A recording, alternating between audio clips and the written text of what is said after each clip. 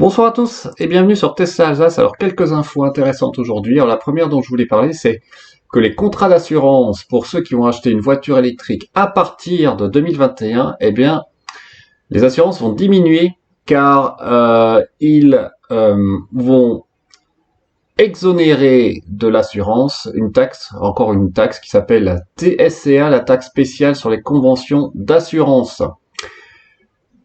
Et ce, pendant 2 ans. Donc, écoutez, c'est une bonne nouvelle, puisque ça pourrait faire baisser les prix moyens d'assurance de 25%, en théorie, en théorie. Alors après, évidemment, c'est les assureurs qui vont devoir jouer le jeu, puisque c'est quand même assez opaque, hein, entre guillemets, comment les assureurs fixent leur prix, sachant qu'évidemment, ils vont pas perdre d'argent à la fin, et sachant aussi qu'avec le confinement, le nombre d'accidents a diminué de manière significative, donc il y a certaines associations d'ailleurs de défense des consommateurs qui demandent déjà une baisse des primes d'assurance pour l'année qui vient, puisque le nombre de sinistres a diminué. Alors après, il y a pas mal d'informations au niveau de Tesla. La première dont je voulais parler, c'est qu'ils vont augmenter leur production, c'est qui apparaît quand même assez incroyable, à 5700 voitures par semaine en novembre, pour répondre à la demande, sachant que maintenant, vous savez, qu'il y a des SR+ de Chine qui viennent en Europe, notamment en France, l'année prochaine. Donc voilà, ça monte en cadence chez Tesla, et une bonne nouvelle en cache une autre, à savoir qu'un rapport qui a été remis à l'Union européenne propose de diminuer drastiquement les émissions des véhicules thermiques à partir de 2025. Et je peux vous dire que vu les diminutions drastiques, cela met forcément un gros avantage à Tesla, mais aussi à Volkswagen, comme je l'ai dit dans ma dernière vidéo, qui investit massivement dans les véhicules électriques. Donc si ce plan ou proposition est adopté, je peux vous dire que ça va faire mal au niveau des constructeurs, notamment français. Si vous rajoutez à ça une pléthore d'informations aujourd'hui sur la fin du diesel, notamment des véhicules thermiques suivant les pays, par exemple la fin du diesel à Lyon en 2026, qui est envisagée. Le Québec carrément planifie, lui, de carrément arrêter la vente des nouveaux véhicules thermiques à partir de 2035. Et je crois qu'en Norvège, c'est encore beaucoup plus tôt, puisqu'ils sont très avancés en Norvège, je crois que c'est 2025, ce qui est incroyable. On regarde la France, sachant que Paris revient un peu sur ses ambitions, notamment plutôt au niveau de la Grande Couronne, puisque finalement les véhicules de critère 4 vont pouvoir circuler dans le Grand Paris jusqu'au 1er juin 2021. Donc vous voyez, rétropédalage, d'une certaine façon. De toute façon, ils sont incapables de vérifier en temps réel quelle voiture, quelle vignette circule à Paris ou en région parisienne. Donc ils tentent d'avoir les outils numériques nécessaires pour pouvoir vérifier ça en temps réel. En attendant, Tesla, on va dire, rationalise sa gamme au niveau notamment du gain par véhicule produit, puisque la Tesla de base Model 3 à 35 000 $ ne sera plus disponible aux États-Unis. Alors à savoir si la Standard Range Plus, qui commence à 39 000 $, va progressivement voir son prix baisser. Moi honnêtement, je doute un peu pour l'instant, ça dépendra surtout de la concurrence. Mais voilà, c'est clair que maintenant Tesla rationalise sa gamme, et on verra bien aussi pour la Tesla 2 dans quelques années quel est son prix d'attaque. Toutes ces bonnes nouvelles pour Tesla aussi font que ça y est, Tesla va rejoindre le Standard & Poor's 500 aux États-Unis, ce qui risque de lui donner un coup de fouet à son action qui a pris, je crois, 13% encore aujourd'hui. Donc à surveiller aussi le cours de l'action. Et l'année prochaine va vraiment être passionnante pour voir le nombre de ventes, et puis si Tesla va continuer à faire des bénéfices, puisqu'ils sont à 4 trimestres consécutifs avec des bénéfices. Et moi, ce qui m'intéresserait, c'est de voir surtout la dette qui reste à Tesla et le free cash flow, c'est-à-dire l'argent disponible qu'ils peuvent libérer chaque trimestre pour pouvoir investir sans faire d'emprunt supplémentaire. D'autres infos intéressantes, et c'est une vidéo que je vais refaire bientôt, je pense, sur les stations de recharge. Vous savez, j'en avais fait une sur est-ce que les points de recharge Tesla et superchargeurs n'étaient pas le point faible, qui avait fait un peu polémique. Je vais revenir sur le sujet, car il y a eu des alertes données par les autorités allemandes et françaises sur le nombre de stations de recharge disponibles, qui est en train de diminuer par rapport au nombre de ventes en proportion.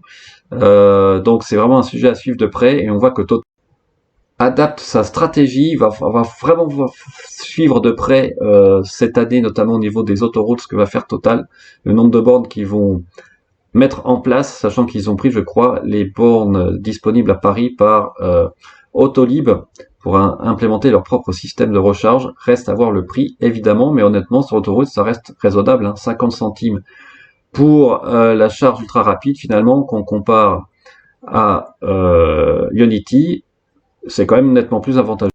Mais il faut pas oublier aussi que dans la majeure partie des cas, les Français, ils sont pas en vacances toute l'année. Les grands trajets, ils le font que quelques fois par an. Au moins 80-85% des recharges se font à la maison. Donc, si c'est pour faire quelques trajets par an et passer par Total, honnêtement, pourquoi pas? Et ça fera une bonne solution complémentaire, comme on dit, en plus de Ionity, pour nous, propriétaires de Tesla. Ça peut dépanner en tout cas.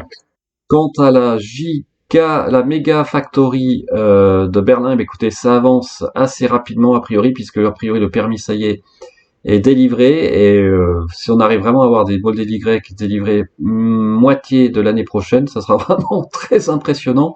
On te voit le temps qu'il faut en France pour créer et mettre en production de telles usines. Franchement là, ça serait impressionnant.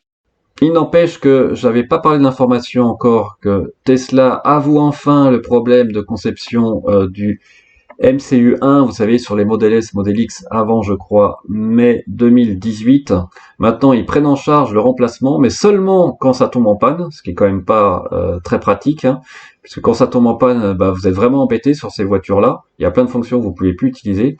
Donc, l'office américain risque de se pencher encore plus sur la question et est peut-être prêt de demander carrément un rappel obligatoire, puisqu'a priori il y a eu plus de 10 000 demandes aux États-Unis, et 30% des voitures qui ont ce MCU1 pourraient être affectées, au moins.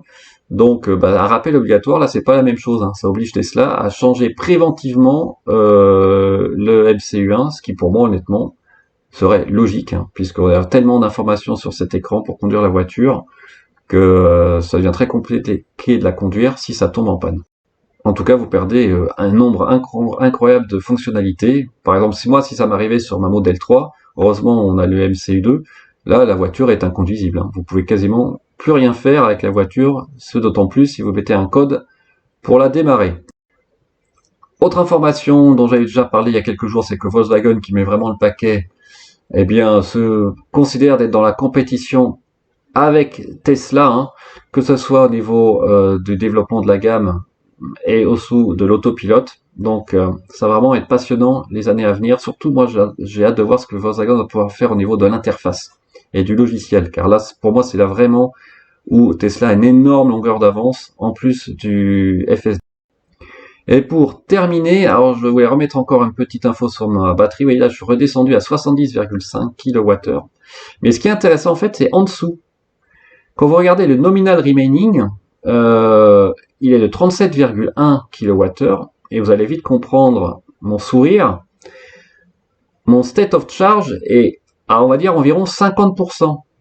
Donc, comment mon nominal footpath peut être à 70,5 kWh si à 50%, ce qui me reste en capacité est de 37 kW. Et c'est ce qu'on voit aussi un peu ici. Vous voyez, mon nominal est à 36,7 et je suis à peu près à 50% de capacité. Donc moi si je fais une règle de 3, j'arrive plutôt à 73-74 kWh en nominal full pack et pas 70,5 ou 71. Ici on se réfère à la capacité utilisable, donc dans les 3,2 kW de buffer, on arrive vers 33,5-34. 50% ça fait 68, donc on n'est pas en nominal full pack. Donc écoutez, à suivre, mais j'ai trouvé ça intéressant, cette discordance entre le full pack remaining et le nominal full pack. Ce qui me donne bon espoir finalement à ce que mon nominal full pack soit biaisé.